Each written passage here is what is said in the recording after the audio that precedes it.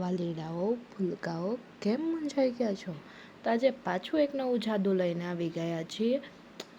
95 ગુણ્યા 96 ગુણ્યા 98 ગમે એવડી સંખ્યા બે અંકની હોય જે 100ની નજીક હોય એ બે સંખ્યાનો આપણે ગુણાકાર સરળતાથી કેમ કરી શકીએ એ આજે હું તમને નવી એક ગુણાકારની શોર્ટકટ ટ્રીક એટલે કે વૈદિક મેથ્સમાં હું તમને શીખવાડીશ. જો અહીંયા આપણે એક ઉદાહરણ લઈ લીધું છે 95 ગુણ્યા 96. બરાબર, આ 95 અને 96 બંને 100ની નજીકની સંખ્યા છે તો કે હા.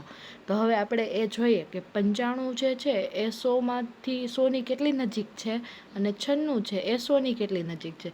જો 95 છે એને 100માંથી આપણે બાદ કરી એટલે કેટલા વધે તો કે 5 અને 96માં તો કે 4. માઇનસ શું કામ લખ્યા છે?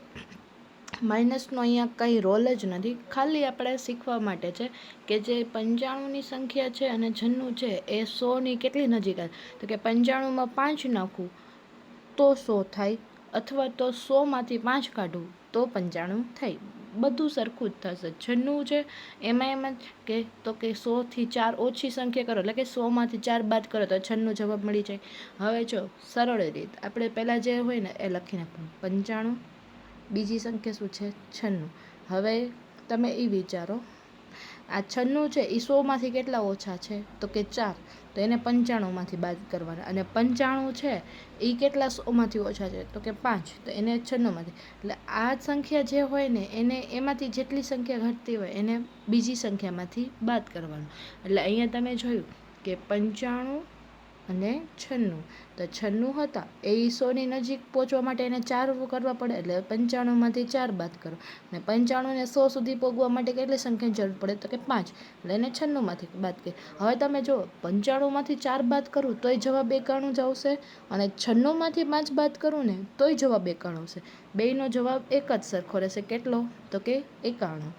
બેયનો જવાબ જો સરખો આવે જ, એવું નહીં કે ન આવે, ગમે એ સંખ્યા લઈ લો સરખો આવશે જ. એ જે સંખ્યા સરખો જવાબ આવી જાય ને એટલે ડાયરેક્ટ ખાલી કરી નાખવાનું કે પહેલાં જે આપણને 91 હતા ને એ આપણા પહેલી બે સંખ્યા થશે.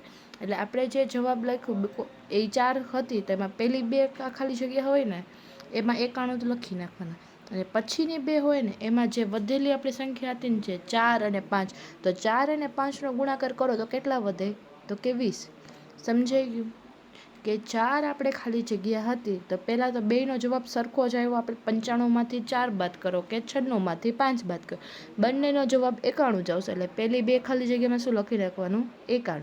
પછી તો કે 5 ગુણ્યા 4 જેટલી સંખ્યા વધી હોય આપણે એ બેયનો ગુણાકાર. આમાં કેટલી વધી હતી 5 અને અહીંયા 4, તો 5 4 20, તો અહીંયા શું લખી નાખવાનું 20.